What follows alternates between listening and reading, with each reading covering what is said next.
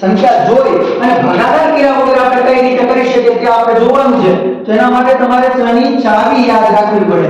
તો કે જે સંખ્યાને 2 અને 3 વડે નિશેષ ભાગી શકાય, કોના વડે? 2 અને 3 વડે નિશેષ ભાગી શકાય તો આખી સંખ્યાને 6 વડે નિશેષ ભાગી શકાય. તો પાછું 2 ની ચાવી યાદ કરવી પડે. જે સંખ્યાનો એકમ અંક 2 4 6 કે 8 કે 0 હોય તો આપણે 2 વડે ભાગી શકીએ. અહીંયા જો એકમ અંક 7 છે તો આમ 2 વડે ભાગી શકીશ નહીં. જો 2 વડે ન ભાગી શકું એટલે હું 6 વડે ભાગી શકીશ નહીં. અહીંયા જો એકમ અંક 2 છે એટલે હું 2 વડે તો ભાગી શકીશ. હવે જો હું 3 વડે ભાગી શકું છું તો 3 ની ચાવી એમ કહે છે કે અંકોનો સરવાળો કરો. શું કરો? અંકોનો સરવાળો. સરવાળો થાય કે સરવાળાને 3 વડે ભાગી શકો તો સંખ્યાને 3 વડે ભાગી શકો. કરો 3 ને 4 7 ને 3 10 ને 2 12 થાય સરવાળો. 12 ને હું 3 વડે ભાગી શકું તો કે હા. તો આખી સંખ્યાને પણ હું 3 વડે ભાગી શકીશ.